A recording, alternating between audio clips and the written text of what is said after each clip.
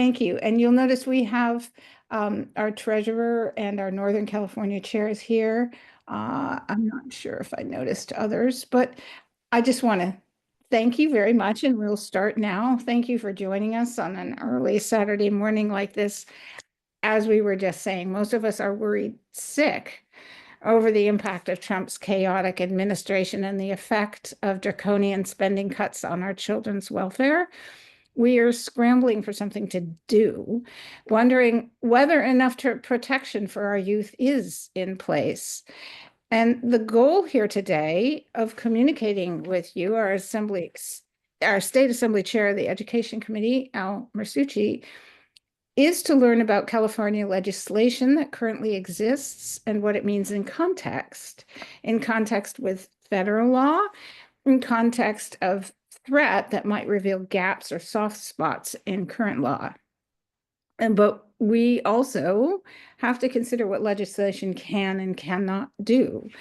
We hope to learn a bit about the legislative process today and understand how our passion, activism, and professionalism, how we can usefully affect legislation in its stages.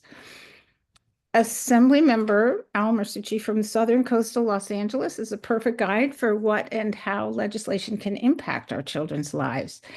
As the son of immigrants, a first-generation college graduate and UCLA-trained lawyer, he worked as Deputy Attorney General under, and you can correct me, I just looked this up, but I believe under Bill Lockyer, Jerry Brown, and Kamala Harris.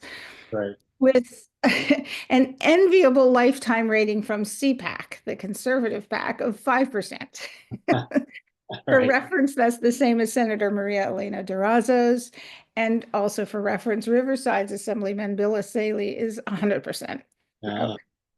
Assemblymember Muratsuchi knows how to hold what could be a red district blue. His legislation enacted, and we'll put a link to that in the chat, is an assemblage of success for his district and all of California's children too.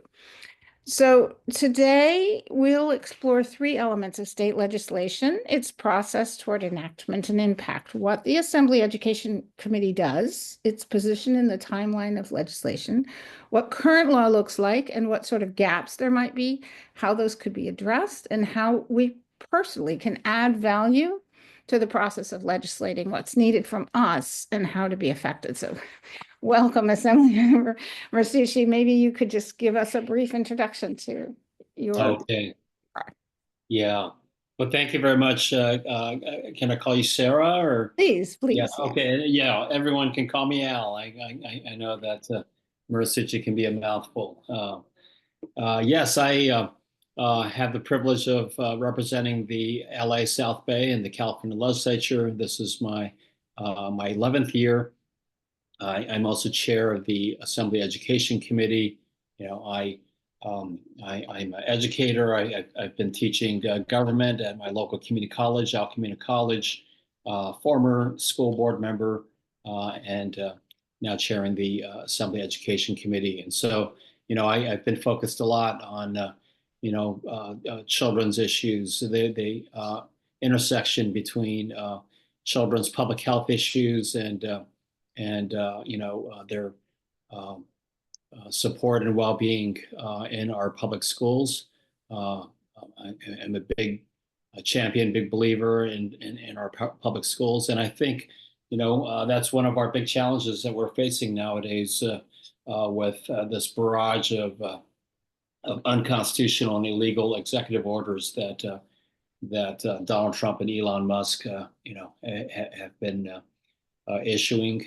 We know that our most vulnerable students are under attack, whether it's our immigrant students or whether it's our LGBTQ, especially our transgender students. And so it's really similar to Donald Trump's first term, but perhaps even more so this second time around. It's up to us here in California to fight to protect all of our kids, including especially our most vulnerable kids, and that includes our, like I said, our among others, our immigrant and transgender kids. My first bill that I introduced this year as soon as I, you know, realized that Donald Trump was going to be coming back. I was studying Project 2025, their game plan that they've been slowly but surely executing. Um, you know, is to focus on our immigrant kids. I introduced Assembly Bill 49 just as one example of the kind of actions that we here in California can take to fight back. Um, my bill seeks to keep ICE out of our California public schools by establishing strict legal requirements that any ICE agents have to establish before they get access to our school grounds as well as our child care facilities. Um, I've been getting a lot of media attention on this bill, but my main message has been that regardless of whether you're a Republican or a Democrat, regardless of how you feel about border security, we should all be able to agree that children should feel safe coming to school, and that parents should feel safe and comfortable and dropping their kids off at school, as well as at child care facilities. We should be able to agree that our schools and childcare facilities should be safe havens from these immigration actions. But we know that this is part of a larger fight. The federal government clearly has a lot of power, not only the executive power through their immigration officials, but also their ability to put conditions on federal funds that make up about 8% of California's spending, especially in the public education space. The big dollars include, of course, dollars that go toward our special education kids, as well as our low-income kids. And so, we're gonna be fighting to protect all of our kids, while at the same time, doing everything possible to make sure that we don't lose that funding that we need again, for many of our most vulnerable students, our special education, our special needs kids, as well as um, our low income kids. So yeah, I'll just start off there, and I'm hoping we can have more of a conversation instead of me doing all the talking. Oh, thank you. And that's perfect. In fact, the Children's Caucus is sponsoring a day of action this coming Wednesday with IDEA Alliance, talking about the special education, talking about, Liz will put that in the chat. I'm sure that we have a couple flyers for that. We're working, helping the IDEA Alliance to be lobbying or raising consciousness about the importance of that special education money. Also, the bill you mentioned, SB 49, I can just tell you that Los Angeles's Central Committee supported that with a letter, we will. But I would love to talk about the bills that do wind up in your committee. Can ordinary citizens or party delegates affect the sorts of bills that head into your committee? Is there a certain character or quality to bills that wind up becoming favored, or is there I don't know, maybe some sort of premium on bills that may encourage transformative rather than say incremental change? Is there something, how do you look for legislation that will work? Mm-hmm. Absolutely. I mean, the state capitol, it's the people's house. It's we absolutely encourage all California citizens, California residents to engage in the legislative process. You have opportunities to testify at the education committee hearings or any other committee hearings where bills will be heard. Um, and I would also encourage folks to check out. There's opportunities for people to be able to submit email comments if you can't attend in person. Um, uh, those are some of the many ways that you can testify. I'm looking at your IDA legislative day of action, and I would love to come by and say a few words if I can be invited. It looks like you have a full slate of confirmed speakers, but We would be thrilled if you'd come, and I'll put you in touch with Mark Norberg, who is the okay, sort of guy he's absolutely tremendous, and we'll get that to happen. Thank you very much. okay, all right. That'll be great. Uh, And this is a great point about, coming to the committees and listening. Maybe we can set up a page on our website that is very instructive in terms of, how you engage and what you do, and we'll put some links there. And I might be able to set it up so that we know the agenda. I'm not sure. I'll try to work on that. That's good. Um, I'm wondering about Ed Code, how that governs our state's education system and how it interfaces with federal laws around mm, civil rights, privacy, criminal law, local, or just even local misdemeanors. And conversely, since federal law supersedes state law or even jurisdiction, how will legislation at the state level address civil rights, privacies, and these other matters? How will it hold? Can it hold? sorry, my dog is barking in the background there. But I think first of all, I would emphasize that most of public education law is established at the state and local levels. Um, we're hearing Donald Trump talking about wanting to abolish the U.S. Department of Education, and that he wants to do this or do that in terms of what is taught in the classroom. But I do want to emphasize that most laws, what we teach in the classroom is determined at the state level through the State Board of Education, and the content standards and the curriculum frameworks that the State Board of Education adopts. Um, state law is very important, and of course, we live in a system where the statewide laws are passed in Sacramento, as well as over 80% of local school district funding comes from state funding, but a lot of the day-to-day governance takes place, as you all well know, at your local school district level with your local elected school board members and your superintendents. But I emphasize the importance of the state and local control over what is taught to our kids, what happens in our classrooms.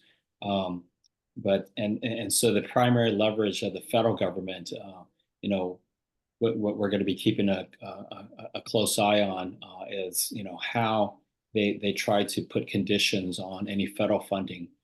For example, like Donald Trump's been threatening that he's going to withhold funding from schools that teach what he calls radical gender ideology, or critical race theory, or all that crap that he's talking about.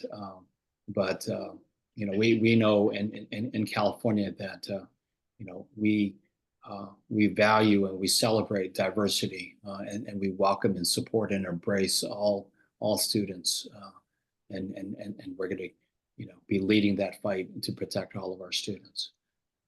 Thank you. So, uh, money, as you mentioned, it's just always an overriding concern.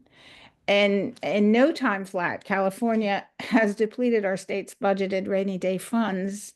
These natural disasters here in Southern California and all across the state, they alone will cost the people billions to make right. So given this leverage, this hook that is coming down the pike with withholding that money, can California realistically hope to ever fully fund public education to sustain our system of special education? It's so expensive. How to sustain appropriate services for a general diverse population across party lines? How can equity in education be sustained without extra resources for the disadvantaged, particularly given these threats? Yeah. No, I mean, that's been one of my biggest causes in my 10 years in the legislature is fighting for more funding. California used to be in the top 10 in the nation in per pupil spending, until Proposition 13 passed in 1978. And ever since then, we've made good progress in the last 12 years in terms of getting above the national average in terms of per pupil spending. But we'd like to get back into that top 10 in the nation that where we used to be. Because money isn't everything, but money matters, and especially those of you that are in the special education space, absolutely know the decades long frustration where the federal government passed the Individuals with Disabilities Education Act, or the IDEA, where they were supposed to fund 40% of the costs of the mandates that came out of the IDEA. But historically, the federal government has only funded 11 or 12% of the all of our special needs costs.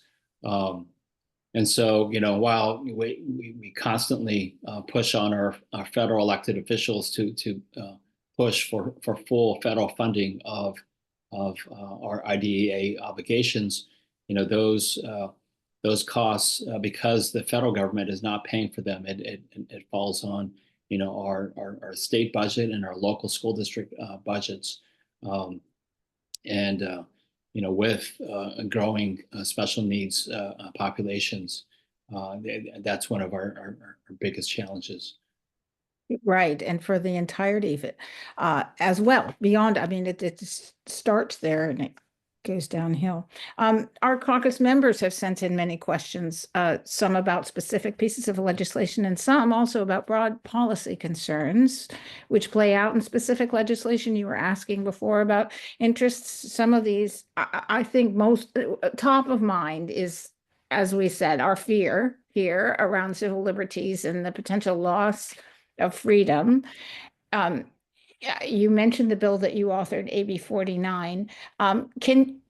And maybe you've already sort of addressed this, but perhaps you could talk to us generally about safety on campuses, mitigating the fear surrounding ICE. You mentioned this, and there is another bill from the Assembly side, which extends a perimeter of protection for a mile around schools as well. So the question is, as you mentioned, the impact on the associated impact on the learning atmosphere. Are there other bills in the pipeline you can see that would be helpful? How do we affect the presence of federal agents? What can we do specifically to help move this sort of legislation and to address basically fear itself?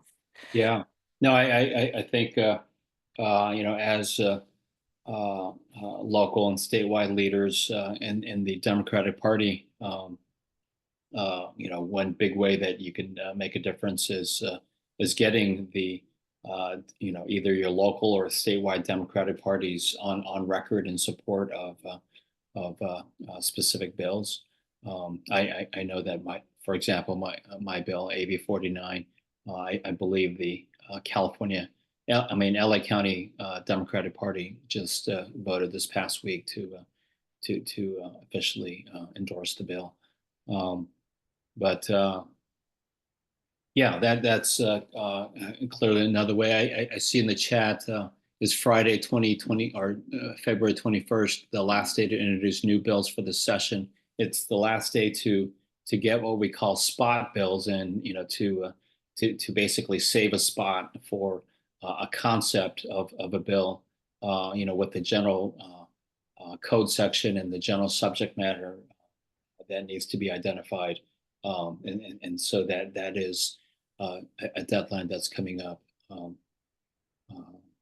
So contact your state representative. You can contact me. We can talk about it right now if you have specific ideas on what more California should be doing to protect all of our kids, especially in these times.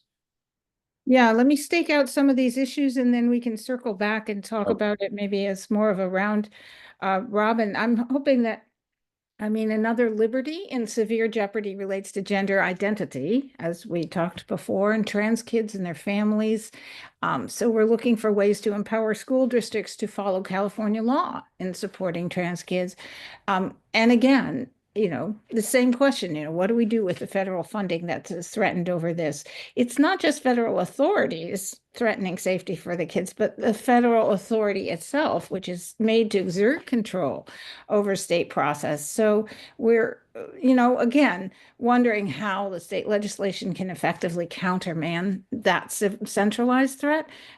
You may have addressed this. I don't know if you have further thoughts on it. It's sort of shrieking at the wind. Mhm. Yeah. Yes. So, for example, there was a bill last year that was in the news. It was a bill by conservative Assemblymember Bill Saley that was seeking to require um, uh, school employees to notify parents. Basically a forced outing bill, uh, and so that's one of my powers as chair of the education committee. I basically just killed it in committee, so that it wouldn't move any forward. And then we responded with the LGBTQ caucus, um, led by Assemblymember Chris Ward, countered with a bill to prohibit school districts from requiring employees to forcibly out students without their permission. Um, so that's a good example of how here in California we are passing laws, and killing bills that are introduced by conservative members that are trying to do Trump's work at the state level here in California. Um, those are examples of bills that we can uh, support and get signed into law, as well as bills that we should oppose and kill, um, that seek to advance Donald Trump's anti-trans agenda, anti-LGBTQ agenda here in California. So I should ask then, what is the best way to reach you or the education committee? Uh, is there a special way? Yeah, no, I mean, we have a phone number, we have email addresses. You can just Google the Assembly Education Committee and send us ideas, send us letters in support or opposition to bills. Uh, Mhm. yeah, Okay, thanks. that's Yes, and on the subject of our fears, I'd say that the same goes also for women's reproductive rights. Plenty of our children are not biologically children in the sense that these reproductive rights are front and center for them as well, and not to mention bias and equity, as you were mentioning. So we're wondering what sort of measures at the state level could be taken to shore up those attacks. These attacks, which are coming from outside of California on California's autonomy, on our authority. What is the process to strengthen these points of weakness in our state law? I think you've talked a little bit about this. Is there any legislation you see on the horizon? I'm wondering, in terms of this process question, is there a benefit to some one kind of process over another? You mentioned examples of how your committee in the education sector can basically sit on Assemblyman Assaley's bills. Are there other ways the committee works to affect these stratagems? Again, we are advocates and we are searching for strategies to be effective. hmm Yeah, no, I would start off by saying that if you see um, an issue or area of law that needs strengthening at the state level, I would absolutely welcome any ideas, suggestions, on doing that.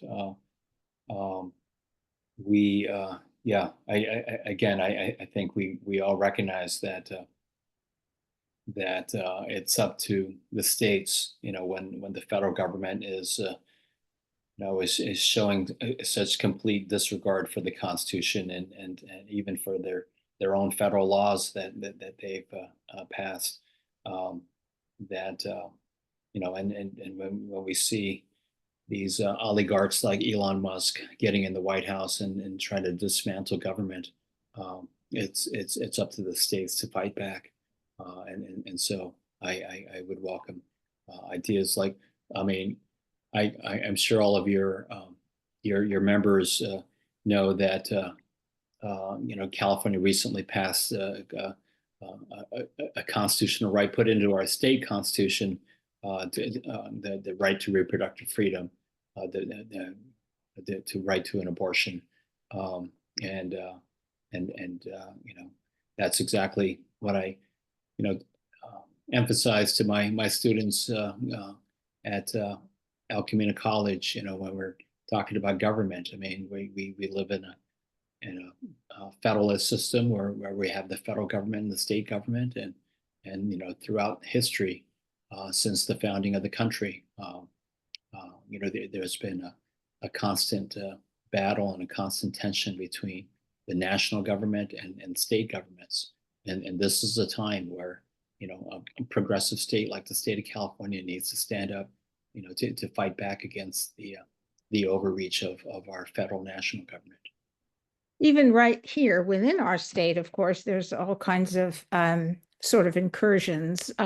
One member was asking about the legality of a school board approving litigation expenses from their general operating budget. This is going on in some of the sort of MAGA-controlled school boards, wondering about what sort of guardrails exist in state law against this sort of weaponization of legislation. Wondering how these are invoked, who decides how we reach people. There are concerns about I'm always going to get this UCP, is that what it's called? Yeah, the process for submitting a complaint at the state level. Yeah. Yeah, I always get that acronym wrong. Anyway, do you have ideas about this? About how to stop or put guardrails on MAGA school board members. Right, and in particular, this issue about using general funds as hijacking our general funds intended for children to be spent playing out a political agenda. Yeah, unfortunately, that's the downside of us having a local control governance system is that local school board elections matter. I mean, if you get these bad school board members that are care more about fighting culture wars than about protecting the well-being of our kids in our schools. They do have a lot of power and discretion over how to use school district general funds. Litigation is no exception. I mean, just like school boards can allocate general fund dollars to deal with special education litigation. They can use general fund dollars to on litigation, advancing their silly culture wars. So that's where it's so critical that local communities stay vigilant. Keep an eye on local school board members. I mean, we know that there are groups like Moms for Liberty and others that are targeting school boards in order to advance their culture wars agenda across the country. And so we need to make sure that we elect good school board members that are there for the right reasons to fight to protect our kids rather than to fight these culture wars. Mm-hmm. Another interesting question sort of specifically around another piece of legislation um, I don't know if you want to call it weaponized, but it regards AB 2534, which was a bill intended to prevent adults known to one school system as having issues that were a problem by simply going to another district. And the intention is for the record to follow them. But then there's all kinds of questions surrounding the ambiguity of, who tells what, when, why, who's responsible, due process, civil rights, and so that is an example of a weaponized bill, kind of under the radar, but very, very consequential for individuals. Um, I don't know if you have any thoughts on that. Mhm. Well, I'm not sure which specific bill you're referring to, but in general, we are very cognizant of trying to make sure that we're keeping sex offenders out of the classroom, out of our schools, um, while at the same time recognizing that every employee has due process rights, uh, and so it's a we always strive to accomplish both of those goals. Sure. That was a question from one of our members. I'm not sure if they're here now. I put there's a, Cal Matters has a digital way of grabbing that information, same as the Ledger, and I stuck it in the chat, but it doesn't matter. I'm wondering if there are questions from the floor. I know Matthew, our Northern Vice Chair, had a question, and others may also. Let's hear from Matthew first, and then from Karen. Yeah, thank you so much. I have a couple, but I'll keep it to one for now. So our state did an amazing thing in providing, breakfast and lunch for all students, regardless of their ability to pay. I know a lot of that is structured on, getting money from the school lunch program federally. It's like, how is that going to be if these promised cuts to the school lunch program go through? Is that going to affect our ability to do universal breakfast and lunch? Thank you.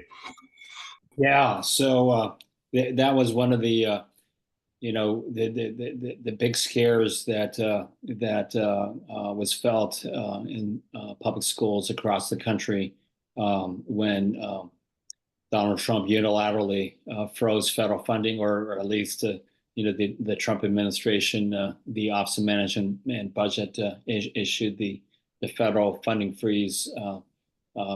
And then like 2 days later, retracted it.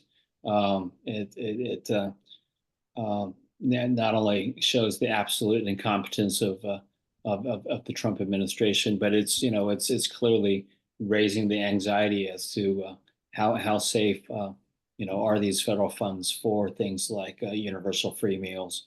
Let me first of all say that these universal free meals are so important, especially for our kids that too many of our kids that come to school without not only without breakfast, but oftentimes without a dinner the evening before. I mean, obviously you can't learn if you're hungry. For the last 10 years, we've been in the legislature, we've been focused on, not only the our children's academic achievement, but addressing we're taking what we're calling the whole child approach, recognizing that that our children are human beings with a lot of needs that they bring, not only in the classroom, but out from outside the classroom, including many of the public health challenges that our low-income students, our English learner students are bringing from outside the classroom. And so those meals are absolutely critical to that. Bottom line is there have been a lot of national discussions. I was at a national education conference back in December, and there was a recognition that there's a lot of bipartisan support in Congress for things like free meals because, there are poor Republican kids as well as poor Democratic kids. And so we're hopeful that programs like free meals are that there'll be bipartisan support to protect that. What we're concerned about is whether they're going to try to put conditions on those free meal funding and what those conditions might be. That's something that we're keeping an eye on. Thank you. Yeah, a huge issue. And our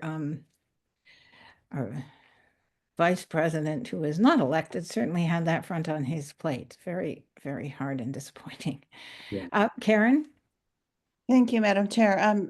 Hello, Al. I apologize for being off camera this morning. I would like to just ask, in this area of intervention and enforcement of the California Education Code, I happen to work as a volunteer with a nonprofit organization that's statewide, and we've been training lay people to submit uniform complaints. We've run into this dispute that is apparently longstanding between the Department of Education and the Department of Justice as to who actually has authority to move forward with intervention and enforcement. And as we know, laws are merely suggestions unless they have consequences. So I'm wondering if you're aware of that dispute, and if so, would you be supportive of an effort to establish an inspector general or some kind of executive leadership so that those two agencies can work more effectively to enforce our good laws in California? So are you talking about special education disputes? I know generally the education code, so especially education equity, where local control has given way to MAGA control local school boards, and there are violations or non-compliance just generally with the education code. Okay. And you're talking at the state level rather than the federal level. Yes, the state level. Okay. All right. Yeah, no, I know that the issue of inspectors general is it's another hot topic now, given at least at the federal level where Donald Trump fired all the inspectors general, and like you said, these are folks that are supposed to be the watchdogs to make sure that our laws are being enforced and followed. So at the state level, I would say that the big issue, I mean, while we would all want to make sure that our laws are being enforced and abided by, it's always a question of funding. And I'm working on a bill to try to crack down on bad actor charter schools that are abusing our school funding system to game the system to really in this case I would think that DOJ should be focusing on these kind of cases rather than what they're trying to do at the federal government. But there's all kinds of abuse, especially in the charter school industry, and so that's something that I'm exploring. But I would say that the bigger issue is, we try, as it is, public education in California, like in so much of the rest of the country, is underfunded.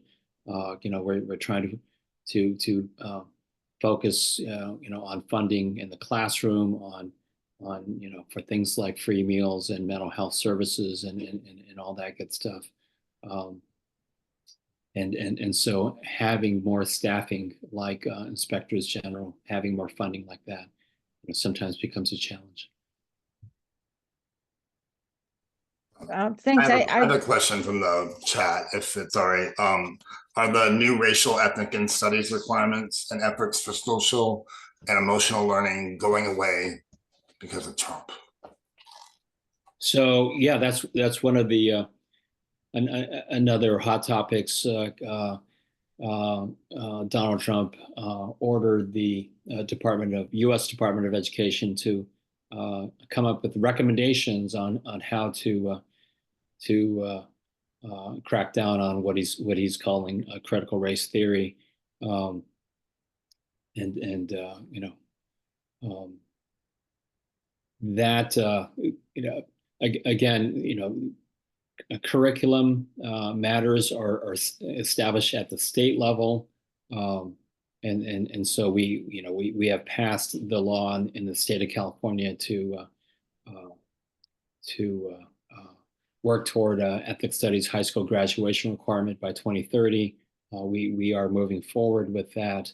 The question is whether the federal government again tries to tie conditions for federal funds to try to punish or disincentivize schools and school districts from teaching things like ethics studies. That is something that we're keeping an eye on. I've been having conversation offline with a member who is here about the UCP process that Karen Lawson had mentioned. I don't necessarily want to put you on the spot, Alyssa, but if you'd like to mention that. Absolutely. Good morning. So the UCP process used to be able to be enforced by the California Department of Education if a school was not doing appropriate safety planning. So I don't know if you're aware of the CSSP, Comprehensive School Site Safety Plan. It has non-discrimination policies. It is a very big document that school districts are to create. I've got a great school district. They are absolutely in line with AB 49 that you've introduced. They have basic safety problems. They've had a civil grand jury report. The UCP process can't be used because it references the No Child Left Behind Act. And so I would love to see that loophole closed so that there is a complaint process that parents can go to the California Department of Education. They used to be able to, and when I've talked with people at the CDE, they are aware that it's a loophole. Is there a way to close that up? Okay, I'd be happy to look into that. If you can I send. will send you an email. This conversation has been great today to learn more about the bigger topics. So. Okay. Yeah, no, that's which school district are you? I'm in one of the ones in San Jose. In San Jose. Okay. Yeah, and so what I'm seeing in my district is there's a new Moms for Liberty person that has come in and is exploiting safety concerns. And so it would be great if we could get support at the state level so that when there is a board member that is doing some nefarious stuff, there's a recourse from district parents to go to the state and say, this safety thing is not okay. Because it comes to safety of trans students, safety of low-income kids, and there's no recourse for us right now. Okay. Yeah, I absolutely. I mean, if you're talking about putting our trans students or any of our students safety at risk, that is an urgent matter that should. So be happy to to take a look at what if any loopholes need to be closed. Thank you so much. I really appreciate that. I'll send an email. Okay. Thank you. That's a great opportunity. Obviously, when you work all day, every day in this, it's hard to recognize how it can be hard to reach people. So it's very kind of you to entertain some of these. I think that there was a generalized concern about environmental issues, which are certainly children's issues too. And I suspect our member, Mr. Bullock, would love to speak to that briefly too. So please, Mike. Yeah, thank you very much. Yeah, Assemblyman, are you aware that in the Democratic Party, California Democratic Party platform, in the education plank, there is a definition of climate literacy and the statement that it should be taught. And what that's really saying, there's also a resolution that preceded that definition of climate literacy, which by the way is very brief. It was vetted by Sierra Club California first, and then it was vetted at my club and at various stages to be necessary and sufficient. So it's as brief as possible. I mean, there's tons of things to know about climate change, but what do you need to know about climate change? And this is science and law that exists in California. So I wondered if you were aware of that, and if you would try to get that to be, and probably we have an emergency. Okay. Yeah. And so it has to be in an assembly. In other words, we can't wait for this to appear in textbooks magically. Yeah. But it can be taught in an hour and a half, or something like that. And then there has to be a test made. And because climate literacy would mean Democrats would win, among other things, getting real political.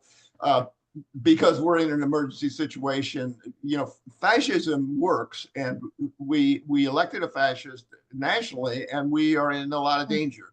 And so let's anyway, a lot there. Thank you. Yeah, no, thank you. I hear your passion, and I share your passion. I was the author of the bill to establish California's 85% greenhouse gas reduction goals.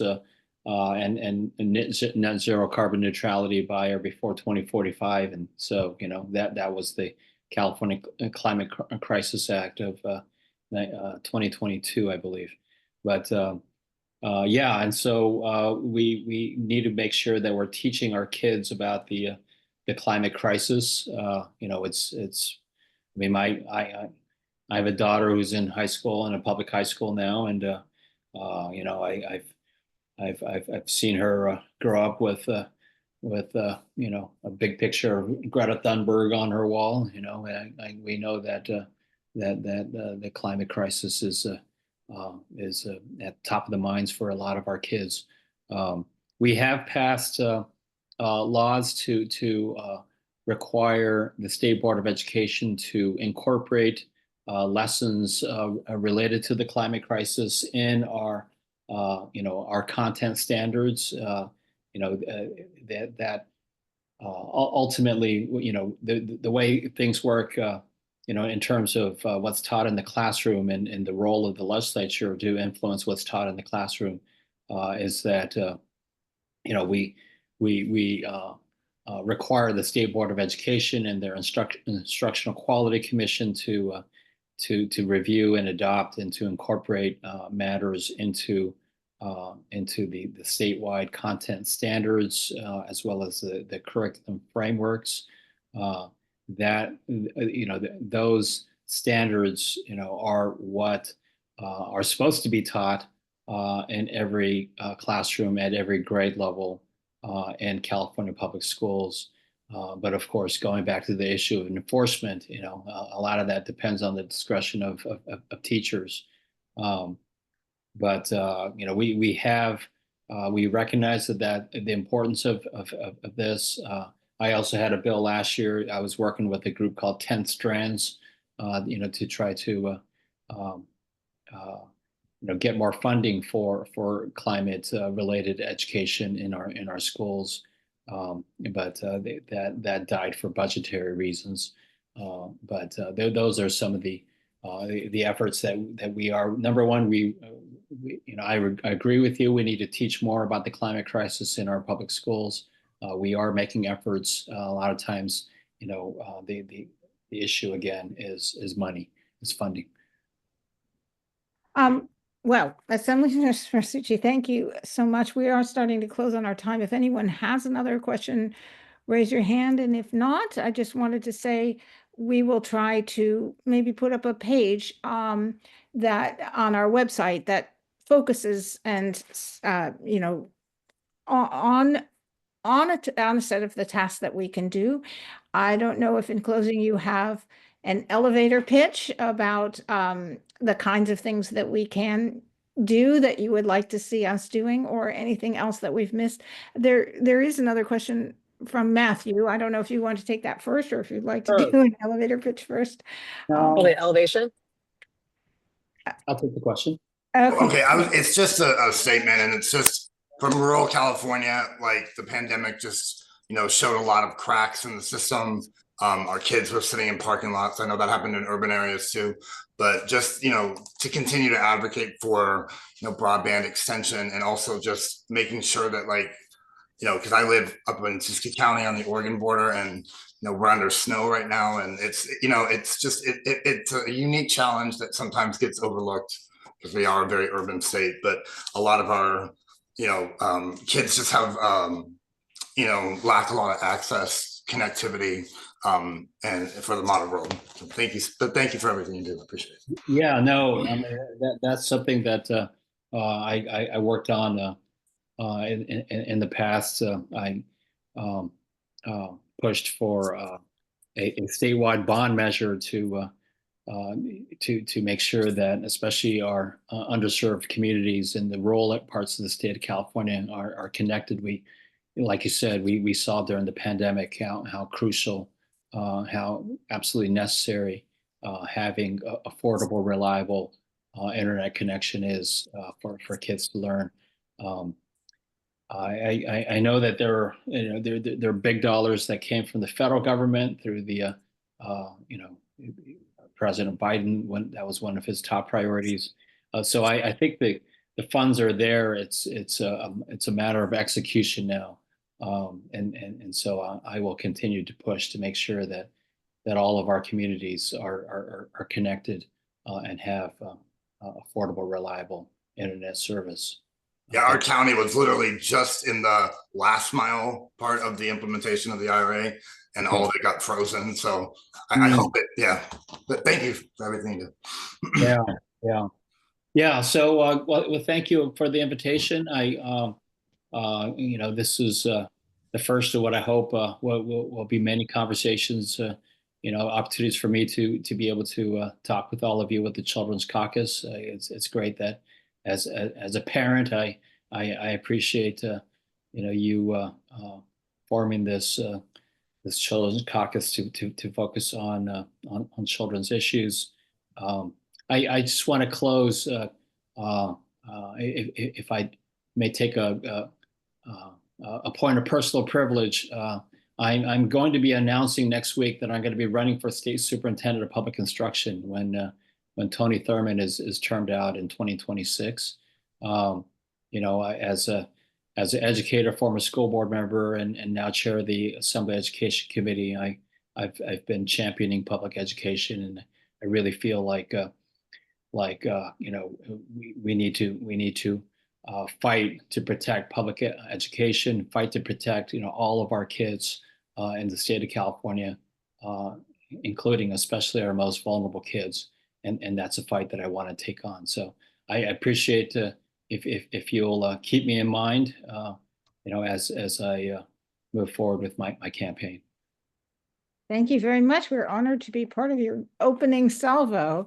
And it's a very exciting prospect having a lawyer and somebody so long dedicated to this task being in the SSPI position because, again, of our fears about protection here. So having some cognizance of how to protect legally is great. Okay.